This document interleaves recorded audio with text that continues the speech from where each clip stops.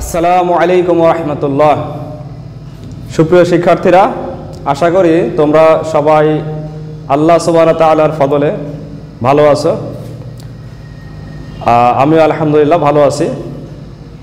আজকের online mathematics video ক্লাসে তোমাদের সবাইকে স্বাগত জানিয়ে শুরু করছি। আমি সৌরভ মাহমুদ, সৃষ্টি central school and college, Rajshahi.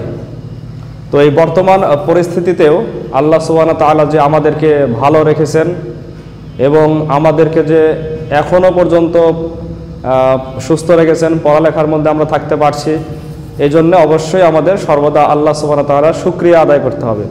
যদি আমরা আল্লাহ তাআলার শুকরিয়া আদায় করি তাহলে তিনি আমাদের নেয়ামতকে আরও বাড়িয়ে দেবেন, আমাদেরকে আরও নেয়ামত বাড়িয়ে দেবেন। আর শুকরিয়া যদি আদায় না করি তাহলে তিনি আমাদের নেয়ামতকে ছিনিয়ে নেবেন। এজন্য আমরা অবশ্যই সর্বদা শুকরিয়া আদায় করব। তো আমরা এখন আসি হচ্ছে 9.1 ত্রিকোণমিতি, এই অনুশীলনের মধ্যে আছি। তো ত্রিকোণমিতি তোমাদের ক্লাস চলছে, তারপরেও প্রথমে আমরা একটু ত্রিকোণমিতির সূত্রগুলো নিয়ে আলোচনা করি, তারপরে আমরা আজকে 12 নম্বর অঙ্কটা করব ইনশাল্লাহ। যদিও সূত্রগুলো আলোচনা হচ্ছে, ক্লাসে আলোচনা হয়েছে, লাইভ ক্লাসে আলোচনা হয়েছে, তারপর বারবার আলোচনা দরকার, কারণ সূত্রটাই হচ্ছে এই অনুশীলনের ভিত্তি। তো বলো দেখি, ত্রিকোণমিতির মধ্যে আমরা মোট কয়টা নতুন শব্দ পড়েছি যেগুলোকে ত্রিকোণমিতিক অনুপাত বলে? হ্যাঁ, ঠিক আছে, এগুলো হচ্ছে 6টা। আচ্ছা, খেয়াল করো, সেই 6টা হচ্ছে প্রথমে সাইন, SIN, সাইন, এটা হচ্ছে ফার্স্ট। দ্বিতীয় নাম্বারটা হচ্ছে কস, তৃতীয় নাম্বারটা হচ্ছে ট্যান, চতুর্থ নাম্বারটা হচ্ছে কট, এরপরে 5 নাম্বারটা হচ্ছে সেক, এরপরে হচ্ছে কোসেক। এই হচ্ছে মোট 6টা অনুপাত। এগুলোকে কি বলা হয়? এগুলোকে বলা হয় ত্রিকোণমিতিক অনুপাত। এই 6টা, সাইন, কস, ট্যান, কট, সেক, কোসেক, এগুলো যারা একবারে অনেক প্রথম দিকে ক্লাস করতেছো তারা অবশ্যই প্রথমে এই 6টা অনুপাত আগে মুখস্থ করবে। সাইন, কস, ট্যান, কট, সেক, কোসেক, তিনটা করে। সাইন, কস, ট্যান, কট, সেক, কোসেক। তো এই যে সবার প্রথমে যে সাইন আছে এটা হচ্ছে সবার শেষের কোসেকের পুরা উল্টা। এই কারণে সাইন মানে 1/কোসেক আসে, কোসেক মানে 1/সাইন আসে। কস কার উল্টা? কস হচ্ছে সেকের উল্টা, মানে বিপরীত, গুণাত্মক বিপরীত। এই জন্য কস ইকুয়াল টু 1/সেক আসে, সেক ইকুয়াল টু 1/কস আসে।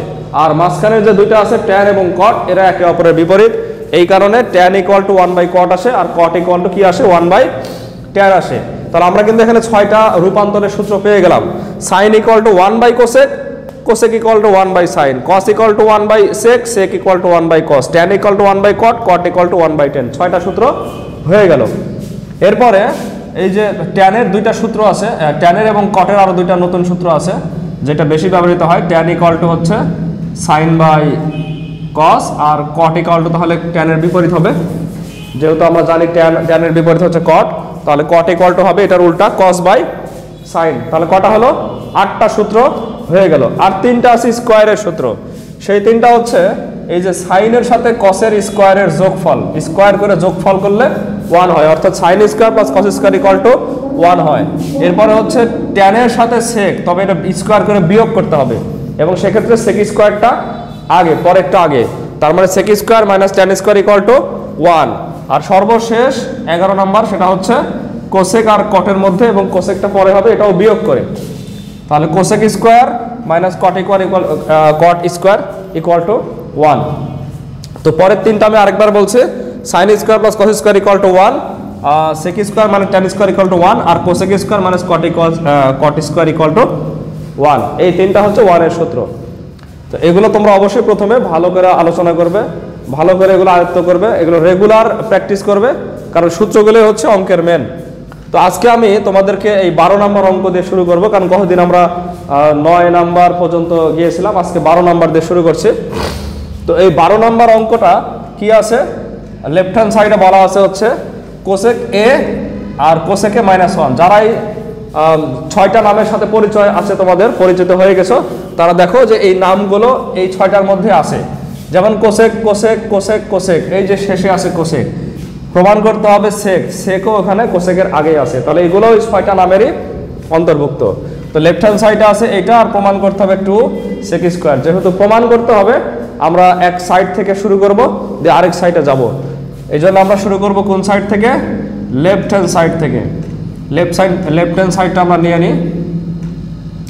লেফট হ্যান্ড সাইডে কি আছে? Cosec A divided by cosec A minus 1 plus cosec A divided by cosec A plus 1। এটা হচ্ছে আমাদের লেফট হ্যান্ড সাইড। আর এই যে 12 নম্বর অঙ্ক থেকে শুরু করে 16 পর্যন্ত, 12, 13, 14, 15, 16, এই 5টা অঙ্ক একই নিয়মের। এই 5টা অঙ্কের মধ্যে মিল আছে, সেটা হচ্ছে নিচের এই 2 হরের মধ্যে মিল আছে, আর শেষের 2টা অঙ্কের মধ্যে কোনাকুনি মিল আছে, অর্থাৎ এটার সাথে এটা, এটার সাথে এটা। তো মিল থাকার কারণে এখানে আমরা কোসেকের কোনো সূত্র বসাবো না, আমরা সরাসরি লসাগু করব। এই 12 থেকে 16 পর্যন্ত অঙ্কগুলো ডাইরেক্ট আমরা লসাগু করব। কোসেক এ মাইনাস 1 এটা এবং হচ্ছে কোসেক এ প্লাস 1 দুইটাই লসাগুতে আসবে। মিলটা আসলে কি? মিলটা হচ্ছে এখানে প্লাস আর এখানে মাইনাস, আর একই রকম জিনিস। তো এই মিলের কারণে কি হবে? a স্কয়ার মাইনাস b স্কয়ারের সূত্র হবে। তো দুইটাই যেহেতু লসাগুতে আসছে, তাহলে এটা দিয়ে গুণ হবে এই কোসেককে, তো আমরা একবারে গুণ করে দিতে পারি। গুণ করলে কোসেক এ দিয়ে যদি কোসেক এ কে গুণ করি, তাহলে কোসেক স্কয়ার এ প্লাস কোসেক দিয়ে 1 কে গুণ করলে কোসেক এ প্লাস এই কোসেক দিয়ে আমরা যে কোসেক এই কোসেক এ কে গুণ করব, তাহলে কোসেক স্কয়ার এ, আর কোসেক দিয়ে মাইনাস 1 কে গুণ করলে মাইনাস কোসেক এ। এইভাবে আমরা এটার সাথে এটা এবং এটার সাথে এটা আর গুণ করলাম। তো এখানে দুইটা জিনিস কেটে যায়, একটা হচ্ছে কোসেক এ, এই দুইটা কেটে যায়। কেটে যাওয়ার পরে কি থাকে? দুইটাই কোসেক স্কয়ার থাকে। তো দুইটা কোসেক স্কয়ার এ যোগ করলে হবে 2 কোসেক স্কয়ার এ। আর নিচে কি হবে? নিচে হচ্ছে a plus b into a minus b, অর্থাৎ a স্কয়ার মাইনাস b স্কয়ারের সূত্র হবে। আমরা জানি যে a plus b into a minus b গুণ করলে কি হয়? a square minus b square হয়। তো এই সূত্র অনুসারে আমরা এখানে লিখতে পারি cosec square a minus 1 square. তো 1 কে স্কয়ার করলে 1 হয়, এই জন্য আমরা 1 স্কয়ার লিখলাম না, 1 লিখলাম। এরপর আমাদের সূত্রে চলে যেতে হবে। কোসেক স্কয়ার আসছে, কোসেক স্কয়ার মাইনাস 1। তো এরকম স্কয়ার যখন আসবে তখন আমাদের সূত্র খেয়াল করতে হবে কোসেক স্কয়ার মাইনাস 1 এর কোনো সূত্র আছে কিনা।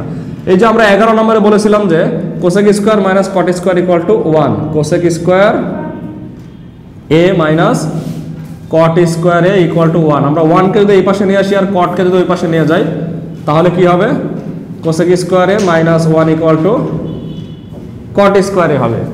তাহলে বুঝতে পারছো যে আমরা কোসেক স্কয়ার মাইনাস 1 সমান সমান কি লিখতে পারি? কোসেক স্কয়ার মাইনাস 1 সমান সমান আমরা লিখতে পারি কট স্কয়ার এ, আর উপরে 2 কোসেক স্কয়ার এ এটা থেকে যাবে।